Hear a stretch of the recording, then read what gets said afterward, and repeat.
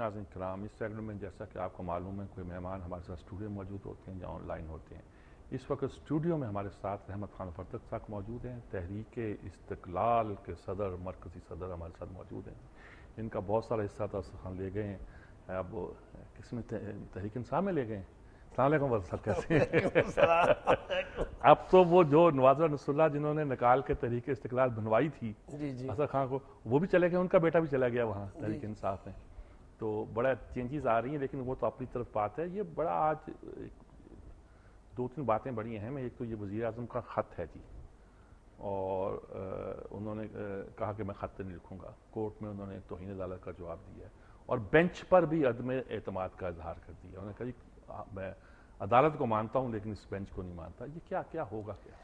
شہزاد میر صاحب، 4 سال کی ناکامیاں جو ہوئی ہیں اس ملک کے اندر، بدترین ناکامیاں، اس کو وہ عدالت کے ساتھ ٹکراؤ کی وجہ سے اب لوگوں کی ہمدردی حاصل کرنا چاہتے ہیں. اچھا، میں یہ سمجھ رہا ہوں کیونکہ ہر محاذ میں یہ ناکام ہوئے ہیں. کوئی محاذ تو یہ کہہ دے کہ ہم نے اس میں کامیابی حاصل کی، تاکہ کل جب ہم اتریں گے تو ہم عوام کے سامنے یہ کہیں گے.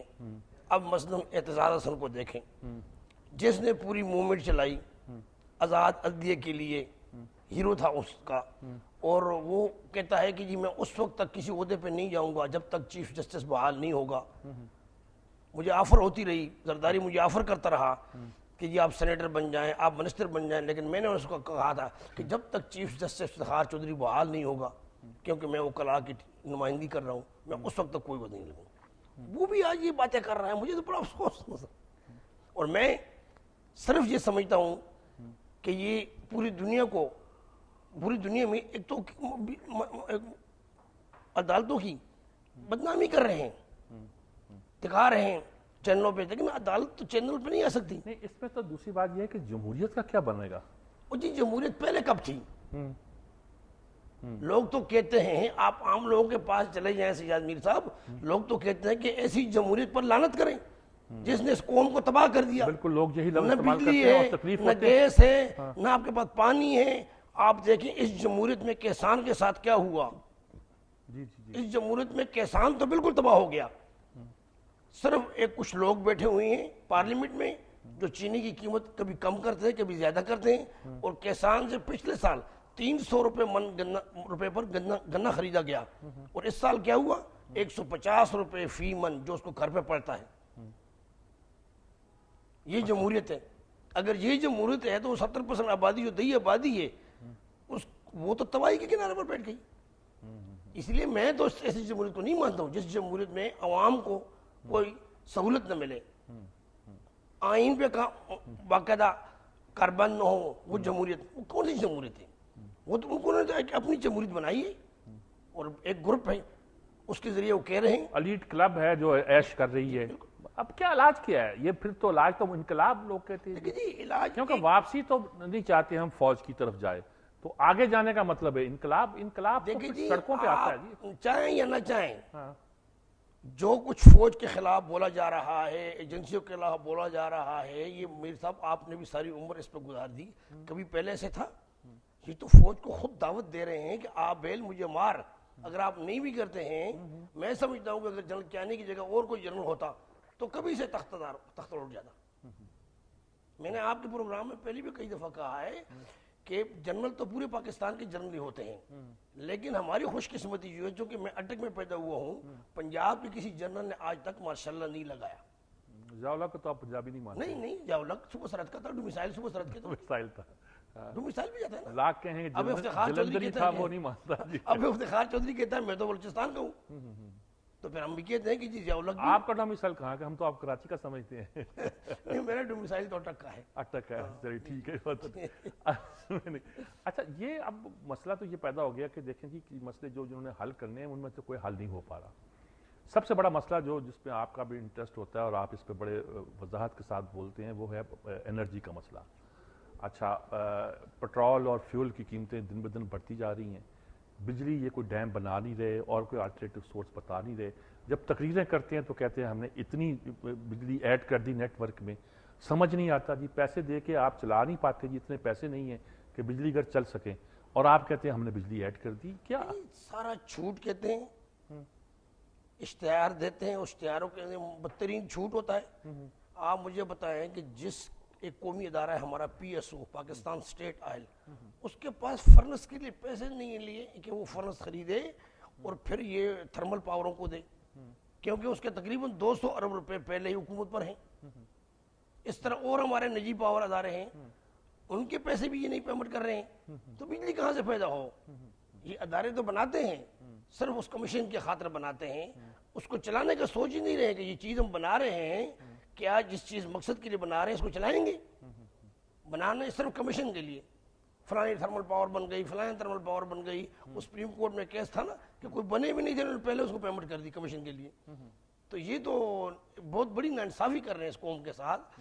کوئی کسی چیز کو بھی جو عوام کے مفاد میں ہو, میں نہیں سمجھتا کہ انہوں نے کیا ہو, مجھے تو نظر نہیں آ رہا ہے ایز اے سیاسی ورکر. ابھی آتا ہے جی فوڈ باسکٹ, جس میں 4 سال میں 1000 روپیہ جس کی قیمت تھی وہ 1790 ہو گئی جی. 79% کہتے ہیں کہ اضافہ ہوا ہے ہماری کھانے پینے کی اشیاء میں. اچھا, اب یہ اتنا بڑا اضافہ جو ہے یہ تو ظاہر ہے لوگوں کے یعنی کوئی 1.25 گنا اضافہ ہو گیا نا جی. یہ تو یعنی جو چیز ہمیں پہلے فرض کیا 20 روپے ملتی تھی, اب وہ چیز ہمیں کوئی 34-35 روپے ملتی ہے. تو یہ کیسے لوگ گزارا کریں گے؟ تعلیم میں ہم نہیں بڑھے, جہالت ہماری بڑھ رہی ہے جی, اور غربت یہاں پھیل رہی ہے, نئی کارخانے لگ نہیں رہے جی, پرانے کارخانے بند ہو رہے, بینکوں لپیٹ رہے ہیں اپنے آپ کو کنزیومر بینک سے جو ہمیں ایک لارا دیا جاتا تھا کچھ, یعنی کہ اور مینوفیکچرنگ پہ تو کوئی آئے نہیں رہا. تو کیا کیسے ملک سروائیو کرے گا؟ سر بات یہ ہے کہ آپ مجھے بتائیں کہ جو نوکر پیشہ آدمی پہلے ہفتے کے دن ایک چھٹی ہوتی تھی اور وہ جاتا تھا مارکیٹ میں, اب ابھی کسی آپ مارکیٹ میں چلے جائیں اب وہ کوئی نظر نہیں آئے گا, وہ 15 دن پہ چلے گئے. اور کوئی ایسے بھی لوگ ہیں کہ جو مہینے میں بھی نہیں لے سکتے ہیں. یہ جو آپ کہہ رہے ہیں مہنگائی, اور یہ ان کی وجہ سے, کیونکہ یہ نوٹ جیلی چھاپ رہے ہیں, نوٹوں پر دباؤ ڈالا ہے, اپنی کچھ معاشی ترقی نہیں کر رہے ہیں. جب آپ معاشی ترقی نہیں کریں گے, بھلے آپ نوٹ چھاپتے رہیں, کہتے رہیں کہ یہ ہمارے پاس اتنا ارب ڈالر ہے, اس سے کوئی فرق نہیں پڑتا. میرا خیال سے ان کی پالیسیاں بالکل ناکام ہیں. یہ کسی طور پہ بھی اس عوام کی خدمت نہیں کر سکتے. جمہوریت کا مطلب ہے کہ خدمت کرنا.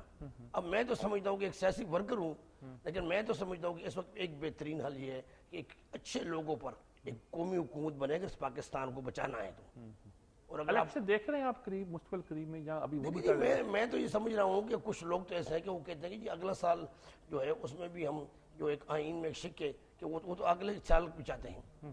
اور میں یہ سمجھتا ہوں کہ فروری تک چل سکتے ہیں, لیکن کچھ لوگ تو یہی کہتے ہیں کہ الیکشن اکتوبر نومبر میں ہو جانے چاہیے. پہلی انڈرسٹینڈنگ تو یہی ہوئی تھی مسلم لیگ نون میں. میں سمجھتا ہوں کہ ایسی حکومت کو تو چاہیے کہ وہ فوری طور پر عوام سے دوبارہ مینڈیٹ لے. خود اگر کوئی مطالبہ نہ بھی کرے, اور اگر خدا نہ خواستہ لوگوں نے اسی حکومت کو مینڈیٹ دے دیا تو دیکھیے جی حالات ایسے ہیں کہ خدا نہ خواستہ میں اس لیے کہہ رہا ہوں کہ آپ نے بہت سی باتیں, میں صرف عمران خان سے اپیل کروں گا کہ وہ عقل کا ناخن لے. اچھا, وہ نہیں لے رہا ہے. اچھا, اس کی وجہ سے یہ آپ والی بات درست ثابت ہوگی. مجھے بھی شک ہے کہ ہو سکتا ہے کہ دوبارہ یہ نہ آ جائے, اور اس میں سب سے بڑا ذمہ دار عمران خان ہوگا. اچھا, عمران خان کو اور کوئی ملتے ہی نہیں ہے نواز شریف کے علاوہ. ہم بھی نواز شریف کے خلاف ہیں, لیکن نواز شریف کے پاس مینڈیٹ تو ہے نا. نواز شریف آگے تو جا سکتا ہے, مقابلہ تو کر سکتا ہے نا. عمران خان کا کوئی پروگرام آپ دیکھ لیں, بجائے ان پہ زیادہ تنقید کرنے کے وہ تنقید ہی کر رہا ہے نواز شریف پر. جس طرح پیپل پارٹی نے اس کو کہا ہے کہ آپ شروع ہو جائیں, آپ یہاں نمبر لے لیں گے. کیسے لے گا عمران خان نمبر؟ نہیں لے سکتا ہے کبھی بھی. عمران خان دیکھیں, جس آدمی نے امریکہ کی اتنی پرزور مخالفت کی, ڈرون حملوں کی اتنی پرزور مخالفت کی, وہ ساری اپنی چیزوں سے ہٹ گیا. وہ سمجھ رہا ہے کہ امریکہ نے اقتدار دینا ہے. نواز شریف میں ایک بات تو ہے نا کہ اس کو کہا گیا تھا کہ آپ ایٹمی دھماکہ نہ کریں, یہ بھی ہاں یہ تو بات ہے کر دی تھی. ٹھیک ہے, میں سیاستدان تو ایسے, حالانکہ میں اس کا سیاسی طور پہ خلاف بولتا رہتا ہوں, لیکن میں یہ سمجھتا ہوں کہ اگر آپ لوگوں نے تبدیلی لانی ہے, میں میڈیا سے بھی یہ اپیل کرتا ہوں کہ اگر آپ لوگوں نے تبدیلی لانی ہے تو پھر عمران خان کو ہمارے سر پہ نہ بٹھائیں. کوئی تبدیلی نہیں لا سکے. نہیں, آپ کا مطلب یہ ہے کہ عمران خان کو سر پہ نہ بٹھائیں, ایک بات ہے. دوسری بات یہ ہے کہ عمران خان کو ہم مشورہ دے رہے ہیں کہ وہ نواز لیگ کے خلاف ہی کوئی ٹارگٹ نہ کریں, بلکہ اپنی حکمت عملی کو ریوزٹ کریں. حکومت کے خلاف بولتے ہیں میر صاحب. ہاں, मौजूदा हुकूमत ने 4 साल में हमें तबाह किया है। इमरान खान नवाज शरीफ के खिलाफ बोल रहा है, मुझे समझ नहीं आ रही। मैं सिर्फ ये फर्क समझता हूँ। फिर उसने कोई ऐसी कारकर्दगी नहीं की कि जमात इस्लामी जैसे आदमियों को, लीडर को, या ऐसे जो अच्छे लोग हैं उनको साथ मिलाने की भी उसने कोशिश नहीं की। वो इरादा ही समझ रहा कि मैं कर लूंगा। कौन कर सकेगा? आपको पता है कि कौमी इत्तेहाद की एक बना और उसमें कितने बड़े बड़े लीडर थे, और वो भी इस मसले पर फिर आखिर में तितर बितर हो गए। तो इमरान खान क्या कर लेगा? अब जावेद हाशमी कहता है मैंने पैसे नहीं लिए, फलाना नहीं लिए, भाई नहीं लिए तो जाओ कि उसके खिलाफ दावा कर दो। फिर कल कह रहा है कि नहीं जी मेरे भाई के साथ उसका बिजनेस था और मेरे भाई ने पैसे वापस कर लिए। यार ये क्या तमाशा इन्होंने बनाया हुआ है? मैं आप पर तनकीद करता हूँ, खुद अपने गिरबान में नहीं देखता। वो तो शायद एडवोकेट यूसुफ के बारे में कहते हैं ना, उसने भी वही यही बयान दिया था कि मैंने 20% पता नहीं इंटरेस्ट पे इसको पैसे दिए थे और वगैरह नहीं, वगैरह। उसने ये बयान दिया था कि जिसने जो पहला घर खरीदा था, हाँ। जिसको पहले कभी किसी जबान में व्हाइट हाउस कहा जाता था, कंटोनमेंट में, वो मैंने इसको पैसे दिए थे और पैसे वही थे, उससे उसने घर खरीदा।